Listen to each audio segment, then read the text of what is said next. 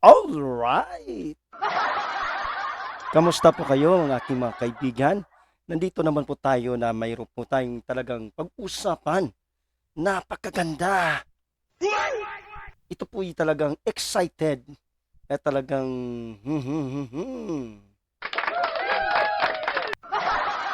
Alam nyo kasi meron po talaga naghahamunan ngayon at ito'y naging viral. Viral, viral, viral. Kaya talagang ako'y excited din ito. Gusto ko rin manood ito eh. Gusto ko rin manood nito. Kasi alam nyo sa paghamon ay napunta po sa pagboboxing. Alam nyo kasi nakaraan, di ba, kung paano po nagkaroon ng 18 million dollars ba si Manny Pacquiao? But anyway, hindi po si Manny Pacquiao ang ating pag-uusapan. Kundi ito po yung mga politiko at hindi po natatapos itong mga problema na nangyayari pa rin po. Woo! Ay nako, bago pong lahat ay huwag po natin kalimutan. Kung hindi po kayo nakapag-subscribe sa aking channel, Serious Story, Ronnie Harrow Bell. Yeah. Awesome! Anyway, nandito po tayo ngayon dahil pong ating pag-uusapan. Wala pong iba, kundi anong nangyayari ngayon sa ating Pilipinas? Bakbakang Mayor Basti versus General Torre. What?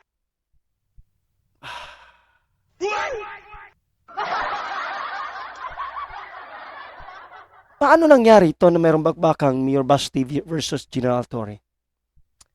Alam naman po natin na talagang mayroon pong matinding samang loob po ang family Duterte po sa ginawa po ni General o pagsipsip ni General Torre. Nako naman, General Torre. Hindi ko alam kung ito po patungkol po talaga ito sa pangyari. Dahil po, ang pagkaalam ko ay ang flood control ay funds, saan po napupunta yon ang 550 billion pesos po. Napundo saan yon? Napunta. Kaya po ito mula po kay General Torre para magpapasikat na naman po siya yata kay sa ating president po, BBM, ay kanya pong for a cause na naman to. Sabi po niya, nagsabi lamang po si Mayor Basti na patungkol po na suntukan ay nagkaroon po ng for a cause agad. Grabe! Grabe, okay, huwag natin patagalin. Pakinggan po natin. Alright? Pakinggan po natin itong sinabi po ng dalawa. Okay, sige nga. Okay. Sanay na ako sa iyo. Sanay na kami sa iyo. Kinidnap ko nga yung tatay ko eh. Okay na yan. Just do whatever you want. You have 2 years until finding mo kandidacy sa 2027. So, at saka may kaso ka na ngayon eh. Think about it. Gusto mo harasin ako, harasin mo lang ako. Kasi matapang ka lang naman, we have the position eh, pero masuntukan tayo, ano po makaya kita. Ganun lang. But you're a coward. You are nothing without your position. Sa totoo lang. And nagmamatalinuhan ka lang, yan lang talaga ginagawa mo. May trespass ka, may nakaabang na dyan, nakita ka talaga ng media. Kawawa ka naman, sa totoo lang. Pero tama-tama dahil marami ang nasalanta ngayon ng bagyo at baha. Maybe we can use this moment or this opportunity to raise funds in a charity boxing match. This coming, para mabilis, this coming Sunday sa Araneta. 12 rounds, pwede. 12 rounds sa sundukan para maganda. At para medyo marami ang ma-raise natin. Siguro you can find sponsors. Per round may mag-sponsor. So let's place their merchandise before each round. So 12 rounds para medyo marami-rami ang sponsor, marami tayong may-arrange na pondo. Grabe! Talaga naman, oh! Okay, palakpakan nga natin muna sa dalawa. May matutuloy ba na bakbakang boxing? Actually, kung pakinggan natin nung una, si Basti talaga, siyempre emotionally, natural lang po yun. Ako ay naiintindihan ko po ang saloobin po ni Basti patungkol po dito. Ngunit naman po, ito naman po si General Torre ay naggrab agad ng opportunity ng for a cause dahil sa nasalantang baha na nangyari sa buong Metro Manila. Oh no! Ganun ba talaga yon? Parang papansin na naman ito kay gustong pasikat para daw ano naman ba Filipinos na naman ba ang parang di maganda yun. Anyway, ako hindi ko nagagandahan talaga ng tono nito ni General Torre. Kung mayroon mang bakbakan, ano man ang intention ni Mayor Basti, ay parang strategy na naman yan na wala na pa yung yung flood control funds. Ano ba yon? 550 billion po yon. Yun na lang po pala yung diskarte, kaya po hindi natutuloy yung SONA po ng ating president ngayon dahil po sa nangyari. Siyempre wala pong may lalatag kung anong nangyari po sa pundo. I'm sorry, I'm very clear dito. Alam ko may mga friend ako na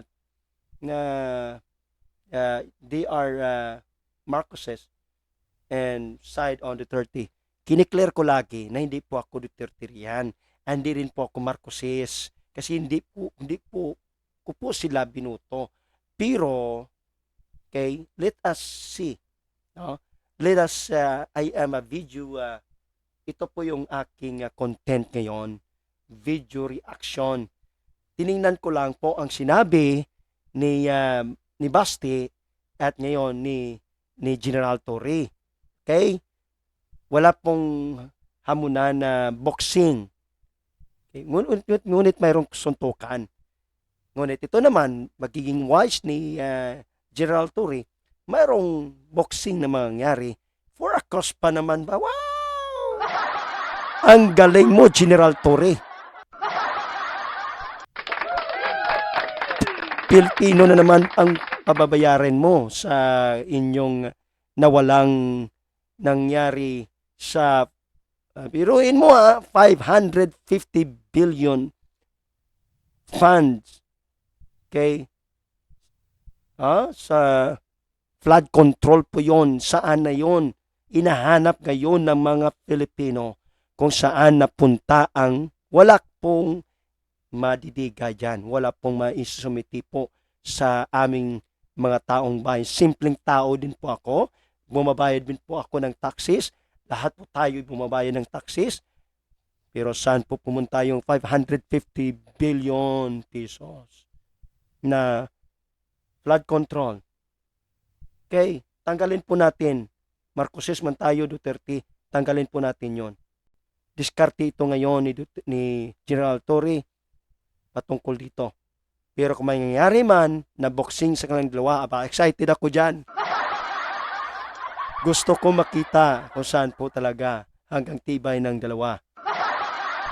Gusto ko makitang, alam nyo kasi may baon itong puno ng galit ang mga Duterte, lalo na po, di ba, siyempre, si Basti. Kaya kailangan pong magdipinsa ngayon si pahambol ipik si General Torre.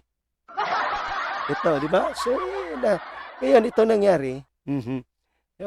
Nagkaroon po ng training. Di ba? So, ito po ay sa podcast po ito na video ni Basti Nakunan.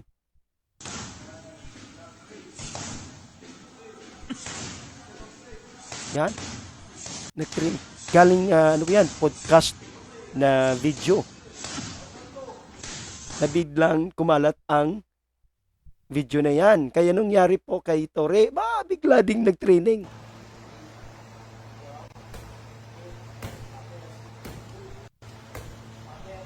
Wow.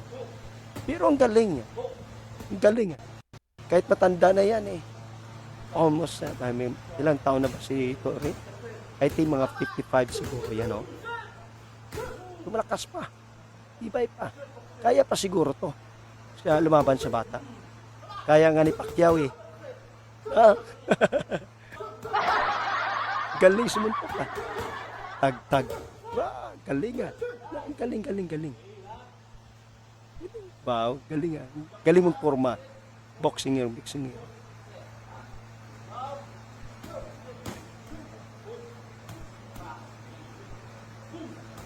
Wow, ah. All right. O, di ba?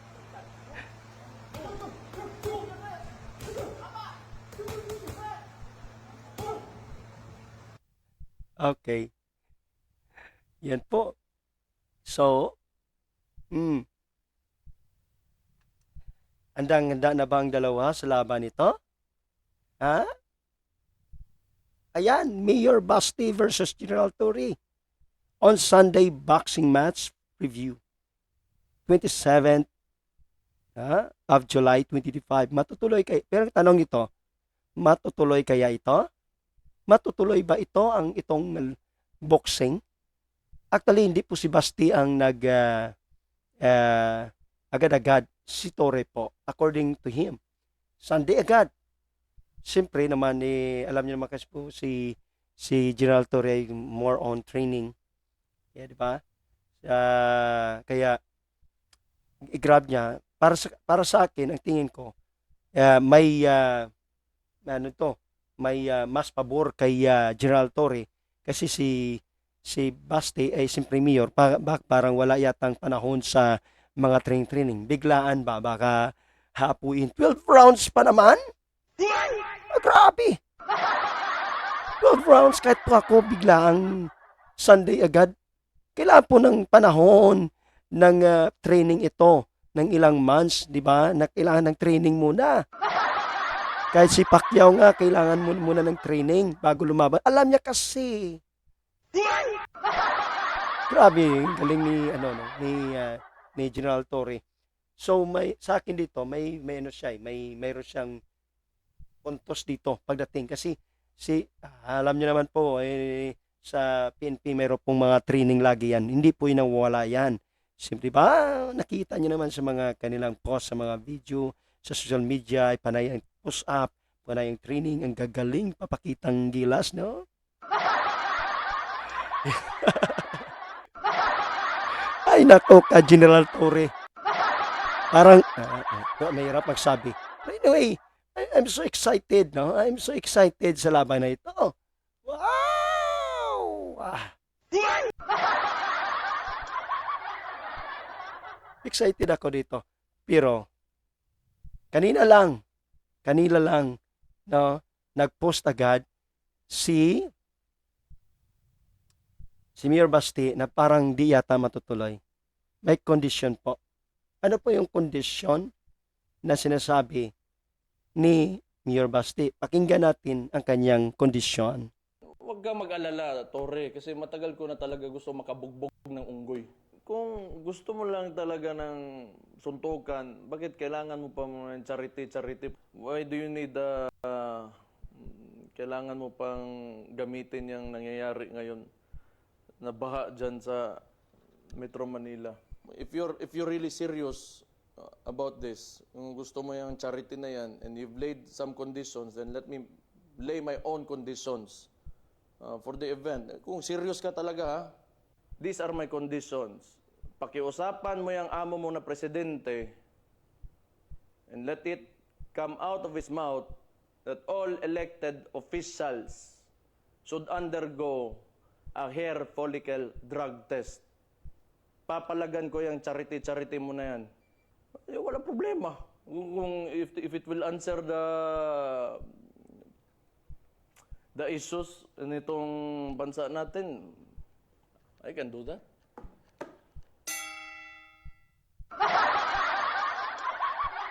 Condition is a follicle test. Here, follicle test. Ano? May bakbakbakan bang mangyari dito kay Mayor Basti versus General Torre? Ano kaya masagot nyo, kabayan? Aking mga friends. Oh, only in the Philippines, you know, ito po interesting mangyari. Pero alam nyo kasi kung ako patitingnan ko, parang ano to eh, parang walang, ay nako. Pero, okay, granted na lang po. No, na mayroong bakbakang Mayor Basti versus General Torre. Excited na akong manonood. Pero ang tanong, matutuloy ba ito?